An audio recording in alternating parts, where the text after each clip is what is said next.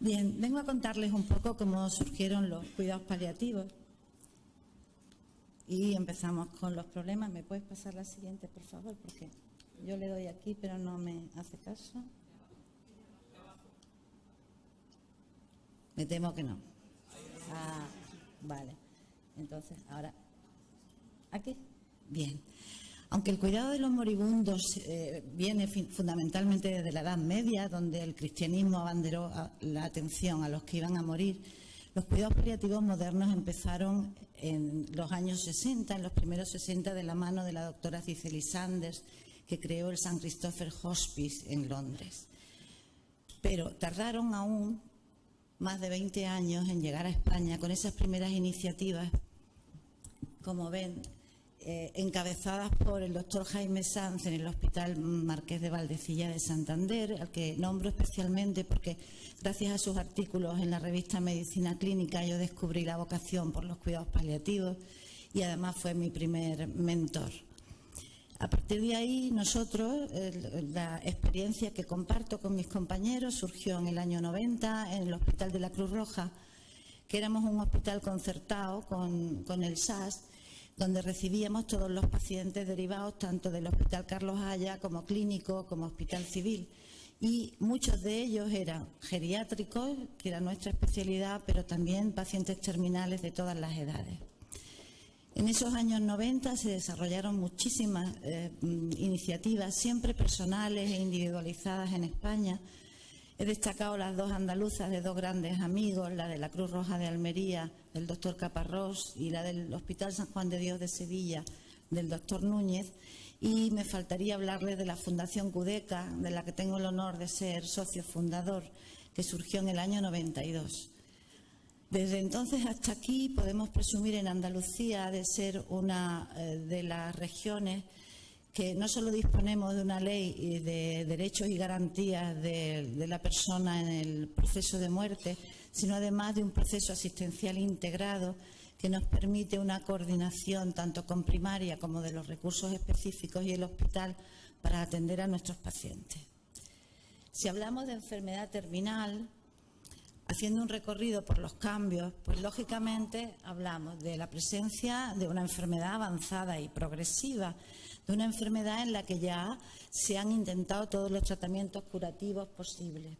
Es una enfermedad donde los síntomas son intensos, pero además decimos siempre que tiene una característica, y es que es multisintomática, multifactorial y multicambiante.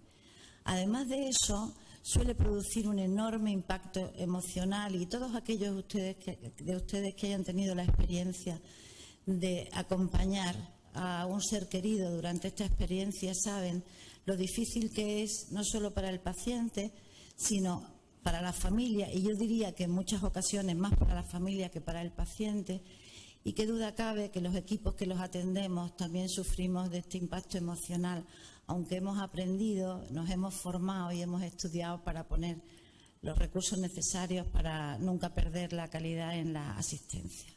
La gran diferencia, como ven, de la definición de cuidados paliativos de entonces y la de ahora se basa fundamentalmente en el pronóstico. Esto es debido a que los cuidados paliativos surgieron en cáncer fundamentalmente, y en este momento atendemos a pacientes en situación terminal también de enfermedades avanzadas de órganos, riñón, pulmón, corazón, hígado fundamentalmente, y las derivadas de la motoneurona, la esclerosis lateral, la enfermedad de Huntington, que en este momento también están siendo atendidas por los equipos de cuidados paliativos. Por eso, de un pronóstico que cuando yo empecé decíamos 3 más menos 3, con referencia a atender también a los pacientes en últimos días de vida, hemos pasado al pronóstico de vida limitado. Por eso hay muchos pacientes que están con nosotros y atendidos por los cuidados paliativos incluso en periodos de 1 año o año y medio. Bien. Otro gran cambio en todos estos años ha sido el modelo organizativo de cuidados paliativos, y en concreto en lo referente a los pacientes oncológicos. Antes nosotros empezábamos a atender al paciente cuando el oncólogo ya no lo veía más, cuando había terminado su trabajo.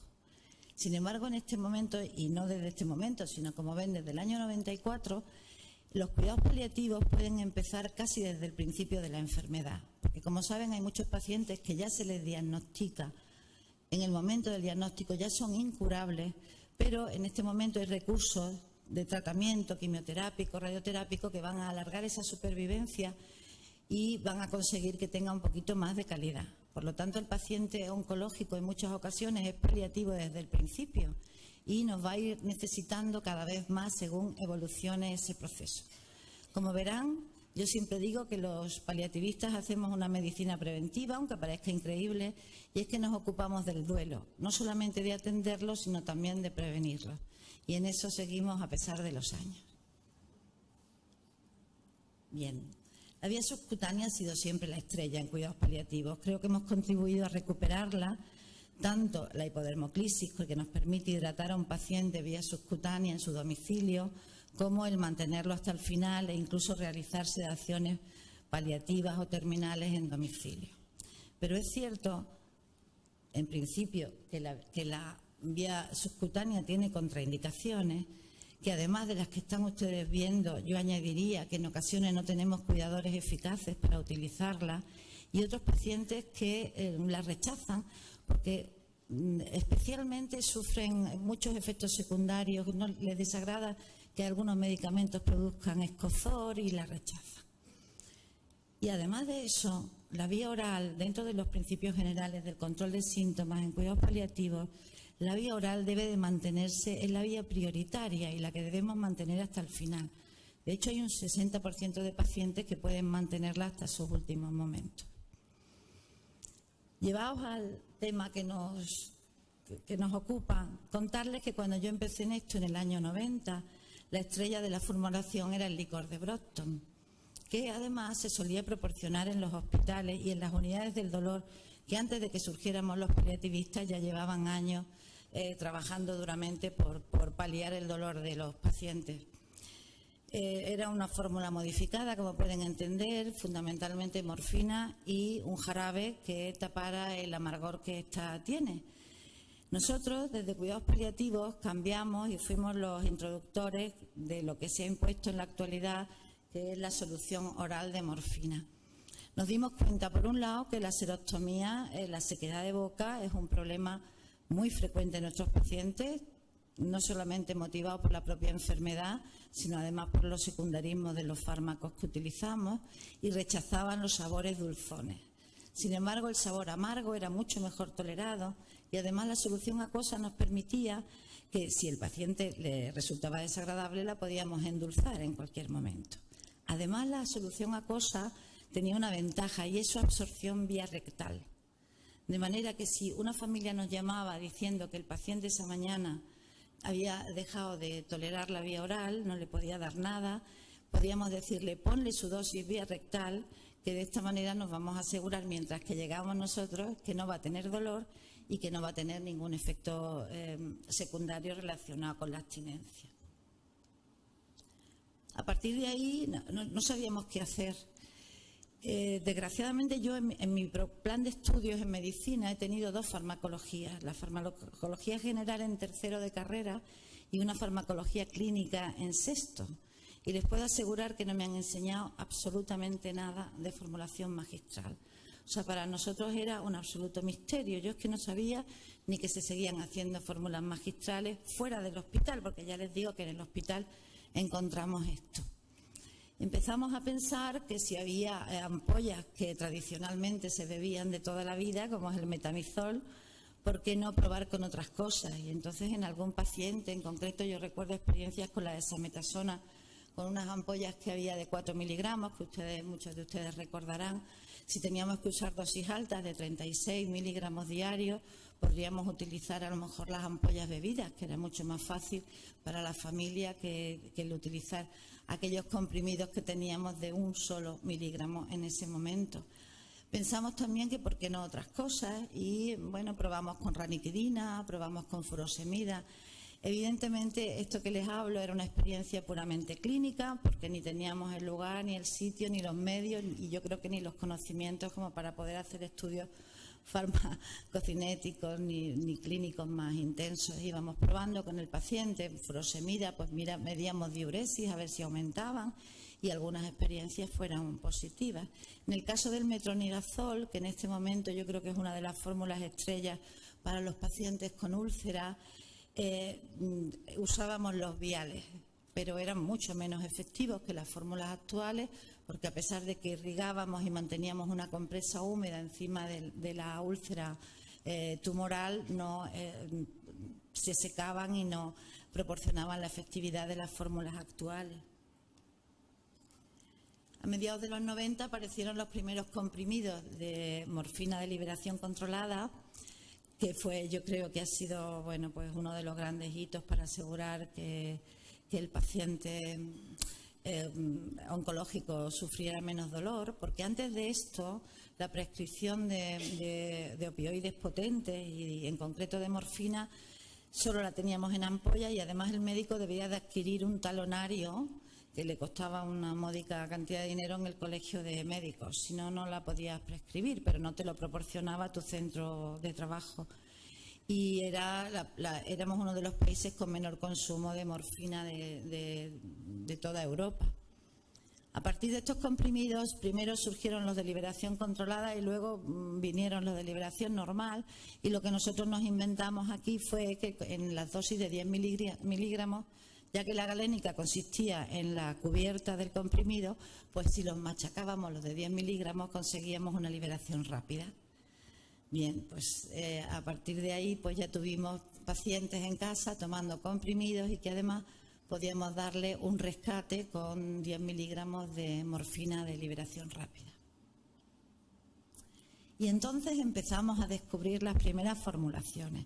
Yo sé que ahora se dice dispense, pero les puedo asegurar que yo descubrí primero el hágase según arte, que a mí me sigue pareciendo precioso, me fascinó. Pero no sabíamos lo que era eso. A mí me lo enseñó la farmacéutica, la maravillosa farmacéutica de nuestro hospital, y la verdad es que a partir de ahí pues hicimos algunas cosillas, mi punto de comparación con lo de ahora. Las primeras fórmulas que descubrimos fue gracias al servicio de oncología radioterápica del Hospital Carlos Haya de Málaga, actualmente Hospital Regional Universitario, que todavía aquí le seguimos llamando por el nombre antiguo. Era una solución que preparaban en el servicio de radioterapia, una solución complicadísima, de las que le aseguro que llevo 2 semanas hablando con los compañeros viejos de mi quinta, a ver si alguno la tenía, porque llevaba prednisona 50, llevaba escandinisa, llevaba clorexidrina, llevaba un montón de comprimidos de sacarina, todo con una base de agua, y que nos encontrábamos que teníamos que prepararla en nuestro hospital y proporcionársela al paciente, porque teníamos que hacer recetas individualizadas de cada una de estas cosas, que era lo que el paciente le llevaba a su farmacéutico para que pudiera elaborarle la fórmula. Pero la verdad es que fue eficaz y total, por firmar 10 recetas más, pues tampoco pasaba nada. Y por supuesto, la fórmula que conocerán del cocimiento de Janssen, que todavía creo que en el Hospital Materno Infantil sigue siendo muy utilizada y que es eficaz en las mucositis, aunque creo que actualmente hay fórmulas que pueden superarla.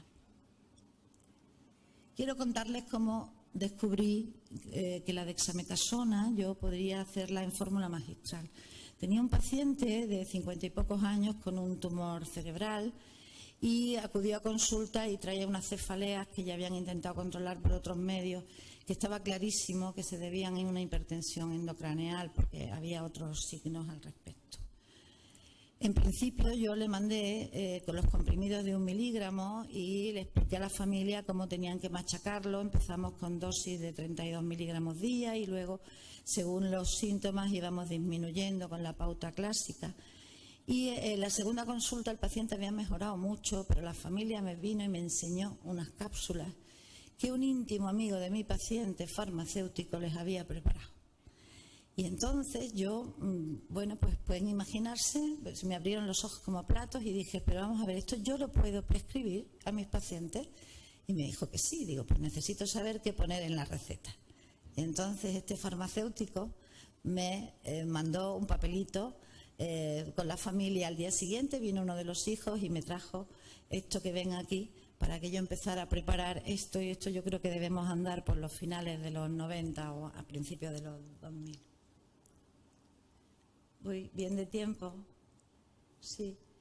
Bueno, estas fueron las siguientes fórmulas que actualmente están absolutamente implantadas y que fuimos usando cada vez más. El metronidazol gel, como les decía, nos permite que el antibiótico permanezca en la herida entre cura y cura del paciente, mucho más eficaz que aquellos viales de Flagyl. Y termino con el hoy. El hoy son ustedes, por supuesto. Yo contaba que en mi farmacia de cabecera, la farmacia de mi barrio, donde yo voy siempre desde que pesaba a mis niños de chiquititos, hay una pantalla electrónica donde aparecen multitud de fórmulas magistrales que no he podido fotografiar para traerles, y es una satisfacción para mí verla cada vez que me toca esa pantalla. La verdad es que lo disfruto mucho, porque al principio solo varias farmacias de Málaga tenían la posibilidad y el laboratorio para hacerlo, y en este momento prácticamente incluso en todos los pueblos, porque el Hospital Clínico abarca toda la zona de la comarca del Guadalhorce, los pacientes pueden adquirir en sus farmacias las formulaciones.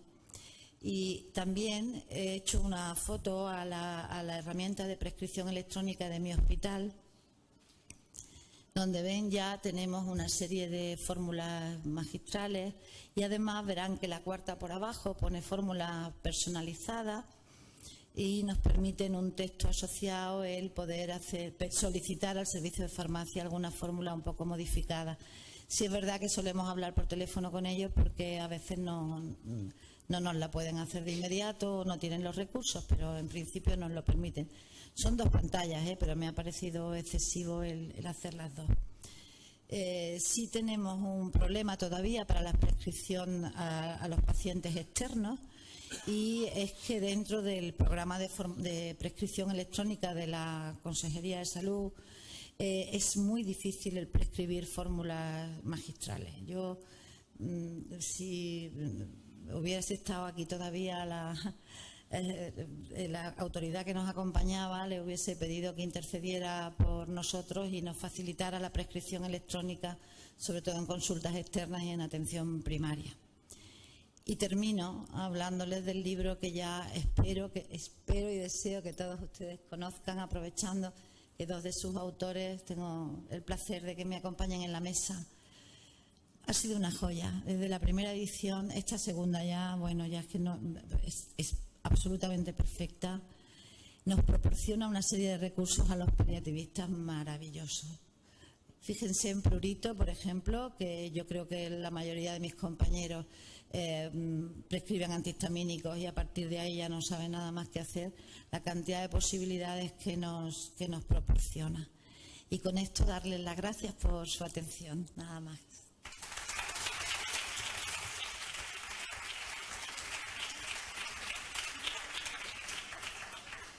Muchas gracias, Susana, por compartir tus conocimientos y por el esfuerzo que... Vamos a ver.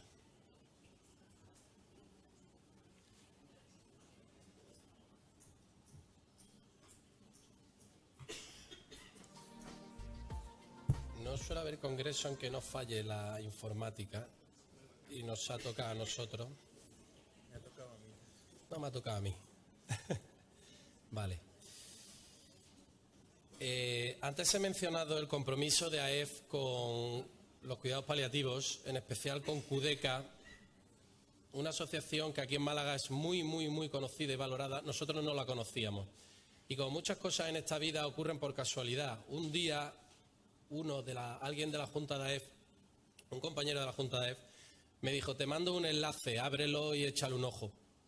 Así. Yo abrí el correo y me llegó un enlace y lo abrí. Y era un formulario. Y nosotros habíamos hecho ya unos pocos, con lo cual el que tiene cierta experiencia haciendo formularios, al verlo ya sabe por dónde van los tiros. Estaba bien hecho, tenía un principio de todo una base legal. Empecé a ver fórmulas, había fórmulas muy nuevas, había fórmulas antiguas, había fórmulas de toda la vida y había fórmulas que tenían 2 meses. Y yo me quedé asombrado, digo, ¿pero quién es este? Que no lo conocemos. Y al final me entero, Luis Domínguez CUDECA, enfermero. Rápidamente llamé a quien me había mandado el enlace, y dice, tenemos una jornada, hay que llamar a Luis. Tiene que venir a contárnoslo. Eso fue en Madrid hace 4 años. A partir de ahí empezamos a conocer, Luis vino y nos habló y nos contó su experiencia. Todo fue muy improvisado y muy rápido, nos quedamos todos ojipláticos, como podéis comprender. Nos sugirió la posibilidad de hacer una segunda edición, que es el que nos ha mostrado Susana, en el que podíamos colaborar los de AEF. Le dijimos que por supuesto que sí. Colaboramos y salió la segunda edición, con 87 fórmulas ya. Le dimos, y con el modus operandi, me ha hecho mucha ilusión porque me lo he encontrado, creía que estaba agotada la edición y me lo he encontrado, algún ejemplar queda todavía en la mesa de QDECA que tiene ahí fuera. A partir de ahí, gracias a esta casualidad de que un compañero nuestro se encuentre mirando por la red cosas, un formulario hecho por un enfermero que nos engrandece a todos, empezó la colaboración con QDECA. Empezamos a conocer el día a día de los cuidados paliativos. Luego lo invitamos a Albacete y volví a contar la charla. Y hoy jugamos en su casa, con lo cual tenemos aquí delante al que empezó todo, empezó la colaboración, y es siguiente turno de palabra para Luis Domínguez de QDECA. Luis, cuando quieras, por favor.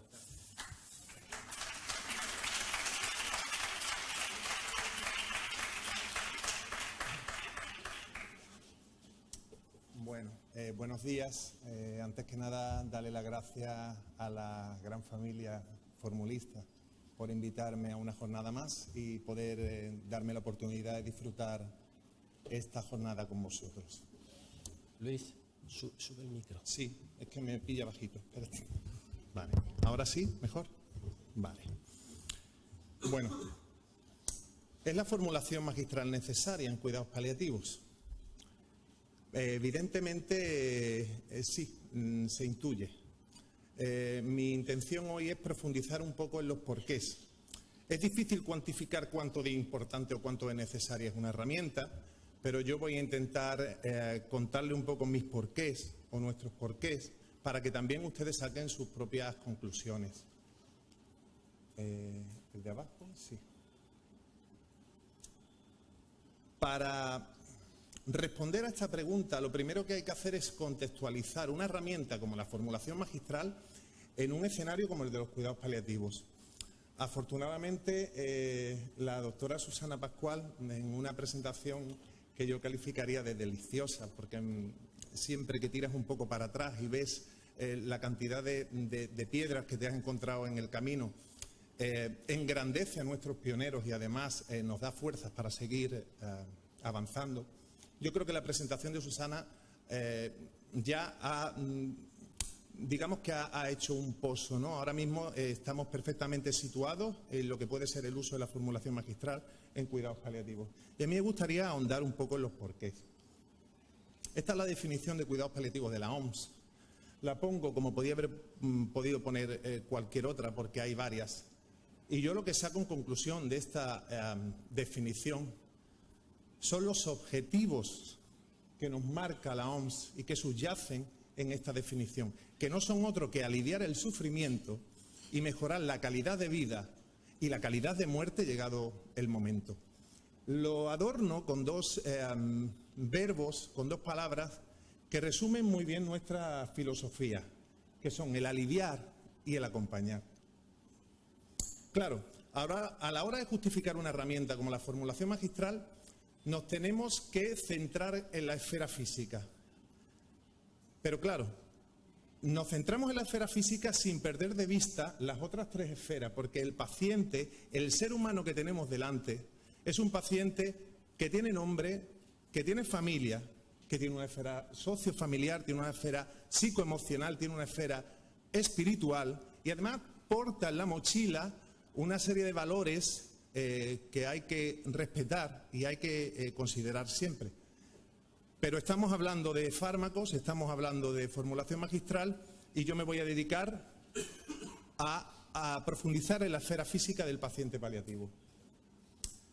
Ya la doctora Susana lo comentó, no estamos hablando de síntomas cualquiera, aunque no es mi ánimo establecer categorías ni en pacientes, ni en escenarios, ni en síntomas. Pero sí es cierto que los síntomas en el paciente paliativo, en el paciente en el final de la vida, van a ser síntomas de gran intensidad, van a ser síntomas múltiples cambiantes y multidimensionales. Esta complejidad, y además en un contexto tan especial y tan único, nos va a crear, sobre todo al paliativista, al prescriptor, muchos problemas a la hora de abordar un síntoma. Y va a caer en que el arsenal terapéutico que hay disponible en el mercado no va a poder dar respuesta. Estas lagunas terapéuticas son las que van a propiciar que finalmente no tengamos más remedio que recurrir a la formulación magistral como herramienta terapéutica, generalmente en otra forma farmacéutica, cuando necesitemos un ajuste de dosis o en otra vía de administración. El problema que tenemos en paliativos es que son muy pocos los paliativistas que prescriben.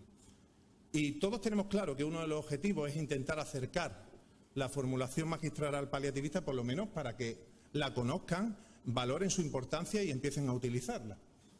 Por eso a mí se me ha ocurrido diseñar, proponerles escenarios de uso de la formulación magistral, una clasificación con escenarios de uso de la formulación magistral en el paciente paliativo. Yo entiendo que si un paliativista que tiene poca experiencia en el uso de la formulación y contempla estos escenarios, cuando lo detecte in situ, en casa del paciente, rápidamente se va a dar cuenta de que con toda probabilidad la fórmula magistral va a tener que ser una herramienta que va a tener que utilizar en un porcentaje alto de posibilidades. Porque Pedro, y le vamos a poner nombre al paciente, porque todos los pacientes tienen nombre, como he dicho antes, Pedro, que está ahí encerrado en ese pool de síntomas a modo de muro o de cárcel prácticamente, va a sufrir durante el proceso varios de todos estos síntomas que ven ustedes aquí. El dolor, por ejemplo, es uno de los síntomas más prevalentes, pero también la astenia, también la anorexia, y todo esto, repito, en el contexto del paciente en el final de la vida. Vuelvo a hacer la pregunta, ¿es necesaria la formulación magistral en el paciente paliativo? Por supuesto que sí, es que no hay ningún tipo de duda. Por eso, yo propongo desde Fundación QDECA esta clasificación sobre escenarios de uso. Yo creo que esta, otra o algo similar al prescriptor, al paliativista, le puede facilitar mucho su trabajo. Estableceríamos 3 escenarios mayores que ustedes llevan muchísimo tiempo trabajando, pero que no lo he visto yo clasificado en la literatura científica, no he visto yo clasificaciones hechas con respecto a los escenarios de uso. Los pacientes con disfagia, de los que hemos hablado mucho en esta mañana, pacientes con mucositis, serostomía y otros desórdenes de la mucosa oral, y pacientes con úlcera neoplásica. Además, el paciente con úlcera neoplásica, este escenario es un escenario muy nuestro, es muy de paliativos. Hablamos de una lesión que muchas veces tiene un origen primario, pero otras veces tiene un origen metastásico, que evoluciona de una forma muy anárquica, para la que el tratamiento tiene que ser con un enfoque paliativo, no puede ser curativo porque no se curan, y que lo mismo entra en fase proliferativa y parece una coliflor, que entra en fase destructiva y hace un lecho ulceral tan profundo que compromete estructuras internas, con riesgo de sangrado y con un montón de complicaciones que puede dar. Para este escenario concretamente, que además es muy de enfermería, el arsenal terapéutico no da respuesta. Y la formulación magistral para nosotros es una herramienta fundamental para abordar este escenario.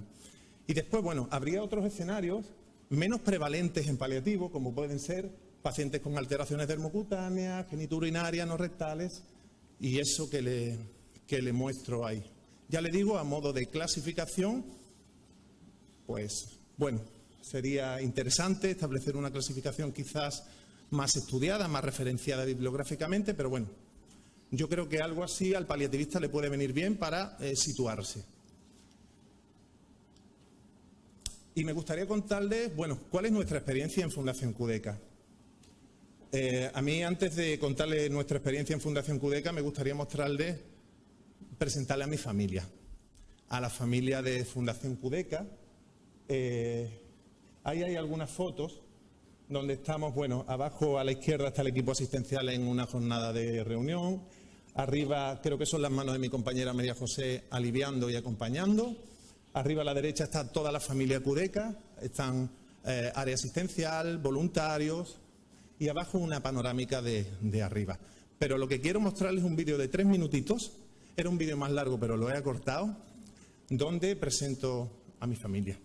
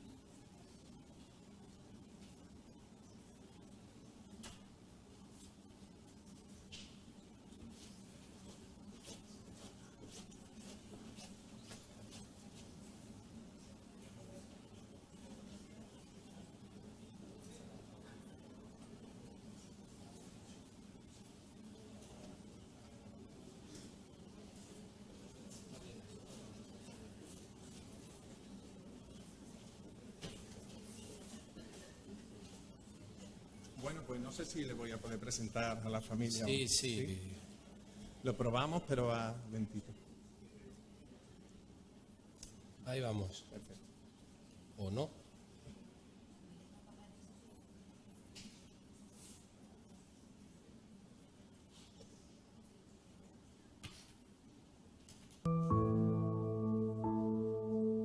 Es increíble cuando miras atrás, Susan. Sí. Lo importante es que entiendan que Cudeca se ha desarrollado integrado dentro del movimiento de los cuidados paliativos en España, ¿no? Ha integrado elementos hospice, pero es parte del movimiento de cuidados paliativos. Somos parte de esa sanidad pública y nos sentimos privilegiados de estar ahí, de ir con nuestros compañeros de la mano y de día a día aprender y mejorar lo que hacemos. Then my husband started to not feel very well. Our normal doctor was on holidays, so we went to an English doctor who was taking his place for a while. And he said, you have a tumour in the head, and it's beyond, there's nothing that can be done. John trajo muchísimas habilidades de su vida anterior en Inglaterra como directivo de una compañía muy, muy grande y que ha aplicado todo esto aquí. Había una necesidad, ¿no? Y John la identificó muy bien porque la vivió. I felt it would have been nice if there'd been some sort of warmth around us, and not anything against the hospital, but he was just there in a bed, and I thought, this isn't right. He didn't deserve this at the end of his life. Nos sentíamos acompañados en todo momento, seguros de nosotros, de que lo estábamos haciendo bien. Se abre la puerta y aparece Cudeca. Aparece Cudeca. Lo que hay de la puerta para acá se va a beneficiar siempre de esa visita. Para ver que no era un hospital normal. Si no, si es hospital normal no va. No, es que no parece un hospital, parece una casa rural. Me siento pues en paz. A mí, además, pues yo es que me siento muy tranquila en Cudeca.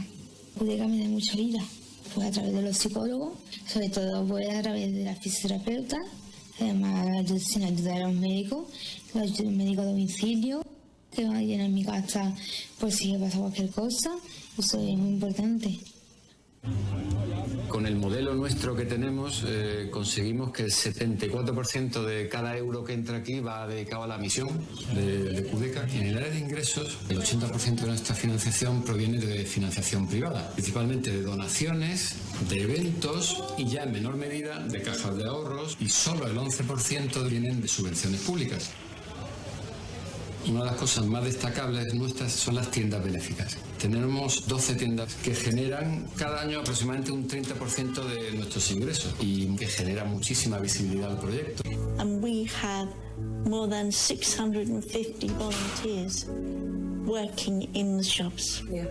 That is a tremendous achievement. Intentamos aliviar, intentamos cuidar, con eso intentamos que haya una mejoría y intentamos siempre y nos comprometemos a acompañar hasta el final. Hasta el final. Estamos ahí para ellos hasta el final. Que no podemos añadir días a la vida, pero sí vida a los días.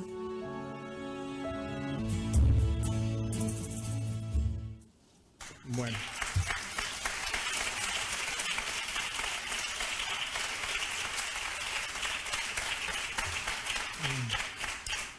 Pues esta es mi familia, ¿vale? Continuamos. Para mí era importante que conociera la institución para saber, porque ahora les voy a hablar de la experiencia en formulación que hemos tenido en QDECA y querían saber, pues bueno, en qué contexto nos movemos. Cuando yo llego a QDECA en 2005, llego para formar parte del primer equipo de enfermería que iba a poner en marcha la unidad de hospitalización. Un par de años después ya pasé a los equipos de soporte domiciliario y actualmente visito pacientes en todo el Valle del Guadalhorce, en Málaga, con nuestro cochecito y mi inseparable doctora Noemí, y atendemos a pacientes en su casa. Desde el 2005, donde yo empecé a ver en la planta básicamente dos tipos de fórmulas. Todavía la desametasona encapsulada, como recordaba Susana, y la fórmula de gel de metronidazol y lidocaína. Poco más. Recuerdo que la pedíamos en farmacia y siempre encontramos un montón de problemas. Y además, eso de la formulación magistral, como que tampoco sabíamos nosotros muy bien de qué iba el tema, ¿no? Afortunadamente han ido pasando los años, hemos ido conociendo la formulación, hemos ido estudiando, hemos ido compartiendo, hemos ido sumando y también hemos comprobado cómo paralelamente el uso de la formulación magistral en Fundación QDECA también ha ido creciendo. A la hora de mostrarle datos que fueran objetivos, yo me planteé hacer un corte temporal. Y no lo quise hacer en 2013-2014 porque pilló en la época de desabastecimiento de esa metasona y me iban a salir más de la cuenta, la verdad. Entonces lo hice en 2015. De los 869 pacientes que entraron en programa, yo he revisado 252 pacientes, 252 historias y he podido comprobar que en 26 pacientes había una fórmula magistral prescrita. Hablamos de un corte, hablamos de un año, hablamos de una muestra y claro, salen pocos pacientes, pero si hacemos un porcentaje nos sale un 10% de los pacientes revisados. O traducido al romano paladín, de cada 10 pacientes que salen con un fármaco prescrito en QDECA, uno sale con una fórmula magistral. Ya cuando yo hice estas cuentas me quedé más conforme. ¿Qué nos hemos encontrado en el 2015? Pues bueno, algunas fórmulas más de esas que nos encontramos al principio, ¿no? De la desametasona encapsulada y del gel de metronidazol y lidocaína. Todas estas fórmulas están puestas en 4 bloques y no están puestas al azar. Si se dan cuenta, la clasificación de escenarios que les presenté antes se corresponden con estas fórmulas que hemos utilizado. Tenemos una forma líquida que bien pudiera corresponder al escenario de pacientes con disfagia. 3 fórmulas que pueden corresponder al paciente con úlcera tumoral, 4 con pacientes con desórdenes de la mucosa oral y la última que puede corresponder pues, a un escenario menor, un escenario menos prevalente, en este caso pues, pudiera ser un prurito colestásico por poner un ejemplo. Esto es lo que nosotros hemos conseguido después de muchos años, es dar cierta continuidad a la formulación magistral como herramienta. Y, bueno, el resultado yo creo que es palpable. La mejor forma... 5 minutitos tengo, Martín, ¿sí? La mejor forma de poder exponer de una forma gráfica cuánto de importante es la formulación magistral para el paliativista es mediante un caso clínico. Lo describo muy rápido. Hablamos de un señor de 54 años que se llama Pedro, porque ya además se los presenté hace unas cuantas diapositivas. Casado y sin hijos, con un cáncer epidermoide en base de lengua en 2009, diagnosticado en 2009, que recibe quimio y radio, que es traqueostomizado y porta una PET desde el 2012, y con esta evolución, progresión ganglionar, una gran úlcera tumoral en cuello y un síndrome de vena cava superior. En este contexto, el equipo de domicilio, después de haberlo seguido durante varias veces en domicilio, decide derivar a Pedro a nuestra unidad de hospitalización, que es esa que les he mostrado antes, con estos criterios. Un gran edema facial que impide la apertura ocular, que además le genera muchísima ansiedad y mucha angustia porque él se comunica por escrito. Y si tiene los párpados excesivamente inflamados, no puede ver lo que escribe, no puede escribir y no se puede comunicar. Una úlcera tumoral que requiere de unas curas muy complejas, y la familia a pique de la claudicación. Este es el tratamiento que trae Pedro a la unidad de hospitalización de domicilio. Pueden ver lo de arriba, el parche de fentanilo para el control del dolor, y después hay pues muchos medicamentos comercializados en forma líquida o bucodispersable, en fin, de fácil administración. Cuando Pedro entra, lo primero que intenta el médico de planta es proponer el uso de corticoides y diuréticos por vía intravenosa, pero Pedro dice que no. Pedro dice que por vía enteral y por vía subcutánea puntualmente. Se llevan a cabo una serie de curas diarias en la úlcera tumoral, se le plantea un drenaje de los párpados con palomitas y bolsas para recoger el exudado, porque persiste el edema facial y palpebral. Se consigue en los primeros días que el edema se reduzca de tal manera que esté varias horas con los ojos abiertos y se pueda comunicar. El problema es que le provoca mucho dolor y al final rechaza también esto. Y además se hace una derivación a psicología que consigue pues bueno, que se reduzcan un poco los niveles de ansiedad. Cuando vamos a proponerle la realización de pruebas complementarias, Pedro dice que se acabó, que está cansado, que lleva 14 días ingresado y que se va para su casa.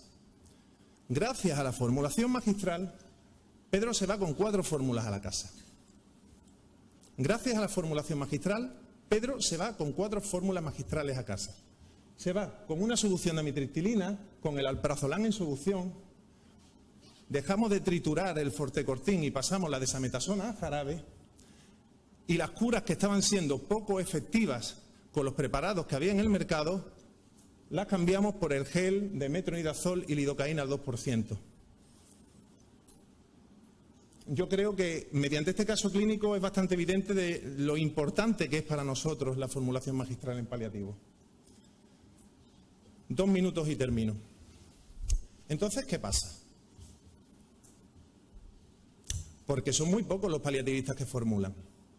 Este señor de arriba se llama Vilfredo Pareto y recuerdo que ya me acordé de él en las jornadas de AEF en Madrid en 2012. Este hombre enunció, es un político y economista de finales del 19 y primeros del 20, que enunció la famosa ley de Pareto, no sé si la conocen, pero vamos, es una ley curiosa. Él viene a explicar varios fenómenos que ocurren diciendo que unos pocos de mucho, o sea, unos pocos generan un mucho de algo y el resto genera el resto. Esto que suena muy enrevesado se lo explico yo con un ejemplo para que lo entiendan. La ley de Pareto sirve para justificar, por ejemplo, que el 20% de los clientes de una empresa generen el 80% de los beneficios y el 80% restante generan el otro 20%. Un ejemplo todavía más del día a día.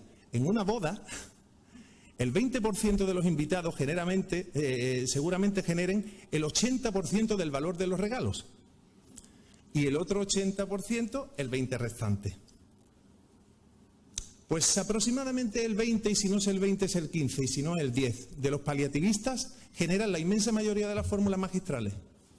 Y después, todo el resto, el enorme grupo restante, generan una mínima cantidad de fórmulas magistral. Yo creo que es importante detectar el problema para abordar la solución. Por eso les pongo aquí el rostro de Pareto. Porque me acuerdo mucho cuando veo cómo las fórmulas magistrales llegan en su totalidad y siempre de los mismos.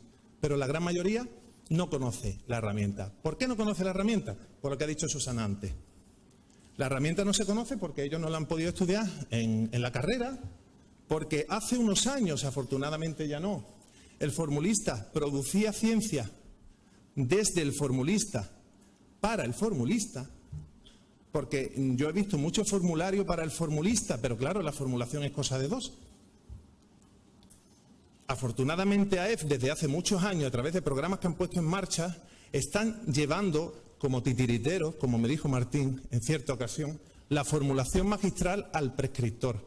Yo creo que ese es el camino, para evitar que el prescriptor siga pensando que la formulación magistral es como una receta de cocina o que el farmacéutico formulista es una especie de chamán o un chef de la salud. Yo creo que es importante. Por eso, yo no puedo decir... Al revés, no, sí. Y concluyo, esta es mi última diapositiva. Yo no puedo decir que la formulación magistral sea imprescindible en cuidados paliativos. Ya me gustaría, pero no lo puedo decir. Es imprescindible para unos pocos, pero no es imprescindible para el paliativista en general, porque es muy necesaria, muy útil y nos saca las castañas del fuego, pero el paliativista no lo sabe.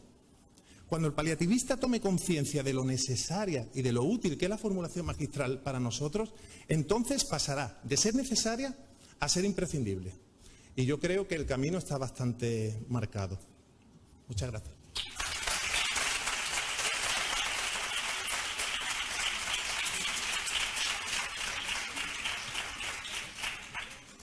Bueno, pues una de las acciones que vamos a llevar a cabo desde AEF es juntarnos con personas de la valía de mis compañeros de mesa, Susana, Luis, Susana. Y vamos a hacer una cosa que queremos que sea una experiencia piloto, a ver si funciona, va a funcionar, pero va a empezar aquí en Málaga, por ser la casa de QDK.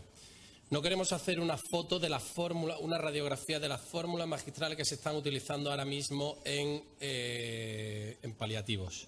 Se hace, estas son las fórmulas, se presentan una gráfica y ya está. Muy bien, queda muy bien, pero no va a ningún sitio. Queremos formar un equipo multidisciplinar donde estén médicos, enfermeros y farmacéuticos. Y no decir las fórmulas que se están utilizando ahora. El enfoque es el siguiente.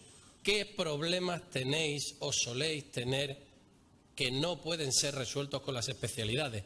Porque la industria tiene los inconvenientes que tienen. Cuando tengamos la lista de esos problemas, esos fármacos a los que no se puede llegar, entonces entraremos los farmacéuticos a darle forma galénica a esos problemas, en base a bibliografía, en base a la legalidad y en base a todo. Y una vez que esté hecho, estos son los problemas, así se pueden resolver. Obviamente el documento será público para todas las farmacias de Málaga, para que lo formulen en Málaga y se quede aquí. Y si eso funciona, esa experiencia nos la llevaremos allí donde nos llamen. Creemos que es la única forma no de potenciar la formulación magistral, no de divulgar la formulación magistral, es de estar ahí con los cuidados paliativos, porque ahora entenderéis el compromiso del que hablaba antes. ¿Alguna pregunta, por favor? Sí.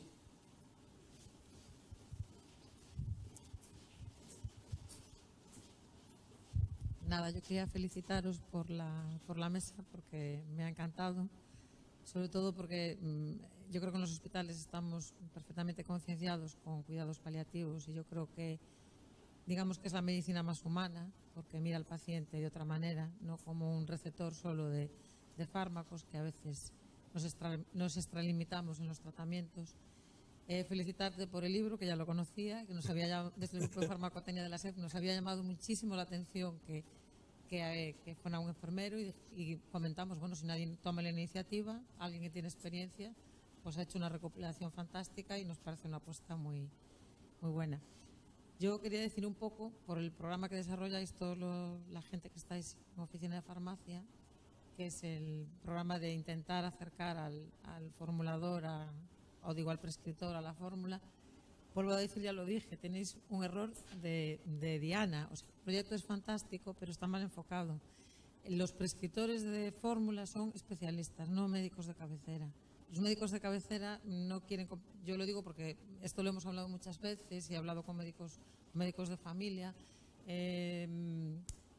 no es un buen receptor ni prescriptor de fórmulas magistrales. Sin embargo, los especialistas sí. Entonces son cuidados paliativos, dermatología, oftalmología, pediatría. Ellos no tienen un arsenal terapéutico como el resto de las especialidades y saben que la formulación, y cada vez lo saben más, en los hospitales. Entonces, ahí es a donde hay que ir, a los especialistas. Entonces, habéis dado, pues, con un poco la tormenta perfecta. Los de cuidados paliativos son un servicio ideal para la formulación, porque habéis dicho una cosa muy importante. Les vais a dar soluciones, ir por delante, ellos os van a plantear lo que necesitan y el formulista puede aportar mucha información y experiencia. Entonces, bueno, yo creo que eso es un punto de partida que me parece muy interesante. Enhorabuena, porque yo creo que va a tener mucho éxito y yo creo que va a seguir para trasladar que, como os he comentado, la diana no es el médico de cabecera, son las especialidades médicas. Bueno, agradecerte tus palabras primero. Tenemos un problema en paliativos y es que hay un proceso asistencial y hay unos niveles de complejidad en el paciente. Entonces, el paciente que llamamos no complejo es un paciente con síntomas de fácil control. No quiere decir que no esté malo, pero los síntomas no son difíciles y, por lo tanto, quedan a cargo de sus médicos de familia. Por lo tanto, para nosotros, el médico de familia de atención primaria tiene que ser una diana. Sí es verdad que quizás sea más difícil de abordar. Yo creo que hay que irse a las generaciones jóvenes, ¿no? Y porque quizás los médicos viejos ya sabéis que tenemos a veces unos tics adquiridos que son difíciles de vencer, pero también a nosotros nos vamos manteniendo activos, pero tenemos ese problema, con lo cual es un colectivo que, a pesar de que creo que tienes razón, no vamos a tener más remedio que trabajar. De todas formas, habéis visto, llevamos 25 años, yo no lo voy a ver, me jubilaré antes, pero yo soy de las que creo mucho en el riego por goteo, que saca unos aguacates y unas cosas maravillosas. Muchas gracias, porque tomamos nota de tu punto de vista, porque lo que queremos es enriquecerlo con la opinión de todos, no nos consideramos con la razón en exclusiva y tomamos nota de cualquiera y por supuesto que le vamos a dar una vuelta. La idea es fantástica, la educación es fundamental. El problema es que yo creo que visto desde el hospital, o sea, ellos quieren que tú les soluciones la papeleta y los oftalmólogos no tienen medicación, los pediatras le pasa lo mismo, entonces ya te van a buscar. Entonces, a raíz de ahí, adelantarse, tener la oportunidad de tener un equipo en el cual te pueden exponer las necesidades que tienen no cubiertas por la industria y que tengas una persona con experiencia en formulación que te lo puede resolver, me parece fantástico. Entonces, creo que ese me parece un camino más fácil y más corto que el otro, que es más largo y más difícil. Muy bien, muchas gracias.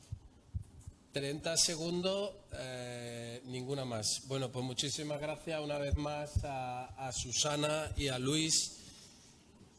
Y en breve empezaremos con este proyecto que os hemos contado y a partir de ahora, cuando se entre una fórmula de cuidados paliativos, espero que os acordéis de todo esto. Muchas gracias.